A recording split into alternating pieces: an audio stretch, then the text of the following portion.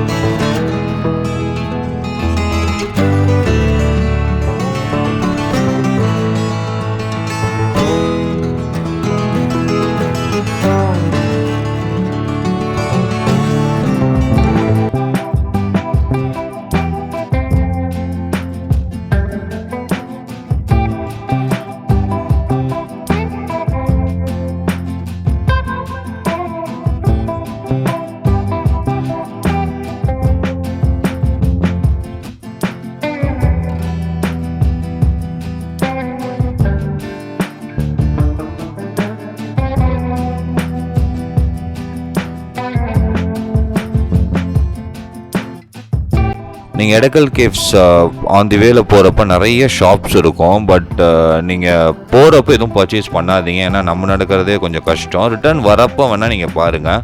அப்படி நான் ரிட்டர்ன் வரப்போ வந்து பார்த்த ஒரு விஷயந்தான் அந்த 12D தேட்டர்.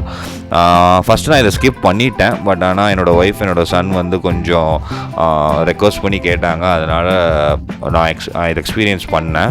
சீரியஸாகவே ரொம்ப ரொம்ப ரொம்ப வாவ் எக்ஸ்பீரியன்ஸ். ஜஸ்ட் 100 rupees தான் பெர் ஹெட் சார்ஜ் பண்ணுறாங்க. ரொம்ப குட் எக்ஸ்பீரியன்ஸ். நீங்கள் அதை நீங்கள் அங்கே போனீங்க அப்படின்னா உங்களுக்கு அது தெரியும். ரொம்ப நல்லா இருந்துச்சு எக்ஸ்பீரியன்ஸ். ஸோ எடக்கல் கேவ்ஸ் போகிறவங்க கண்டிப்பாக இதை மிஸ் பண்ணாதீங்க. கண்டிப்பாக என்ஜாய் பண்ணுவீங்க நீங்கள்.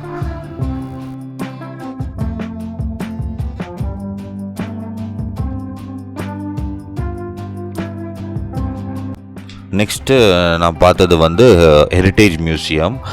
ஒன் ஆஃப் த பெஸ்ட்டு திங்குன்னு நான் சொல்லுவேங்க. ஏன்னா எனக்கு பர்சனலாக வந்து ஏன்ஷியன்ட் பீரியடில் எப்படி இருந்தாங்க, ஏன்ஷியன்ட் டைம்ஸில் என்னென்ன யூஸ் பண்ணாங்க, ட்ரைப்ஸ்லாம் எப்படி வாழ்ந்தாங்கலாம் கொஞ்சம் க்யூரியாசிட்டி அதிகமாகவே இருக்கும். அதை பார்க்கணும், அதை பற்றி தெரிஞ்சுக்கணுன்ட்டு.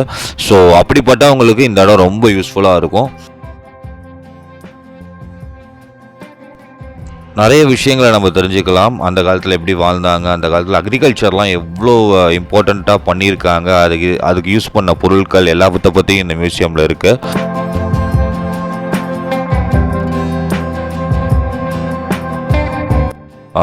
எஸ்பெஷலி நிறைய சிலைகள், அதோட இயர்ஸ் கொண்டு எல்லாமே மென்ஷன் பண்ணியிருந்தாங்க. நான் சொல்கிறத விட நீங்கள் ஸ்ட்ரைட்டாக வந்து எக்ஸ்பீரியன்ஸ் பண்ணிங்கன்னா உங்களுக்கு ரொம்ப பிடிக்கும்.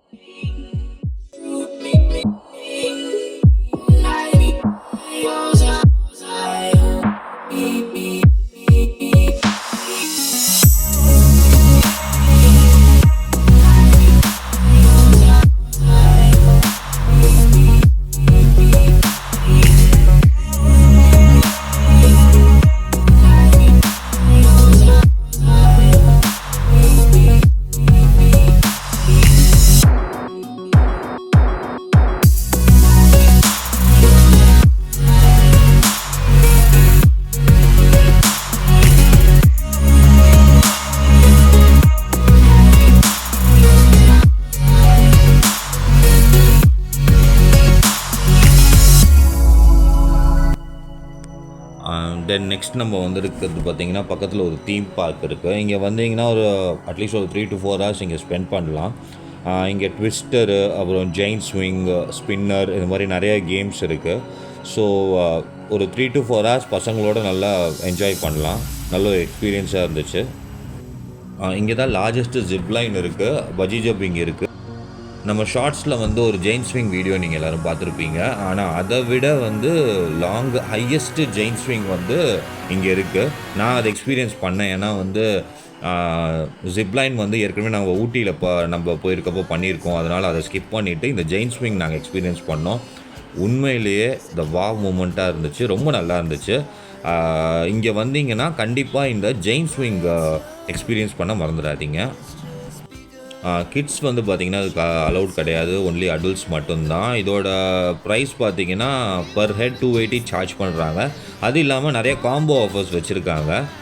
கம்பேரிங் டு ஊட்டியில் வந்து நாங்கள் ஜிப்லைன், இந்த ஸ்விங் இதெல்லாமே கம்பேர் பண்ணுறப்ப இங்கே வந்து பார்த்திங்கன்னா ரீசனபுளாக ரேட்டில் இருக்குது. ஸோ நெக்ஸ்ட் வீடியோ டே 3யோட நாங்கள் எங்கெங்கே போகணுங்கிற டீட்டெயில்ஸ் எல்லாமே உங்களுக்கு ஷேர் பண்ணுறோம்.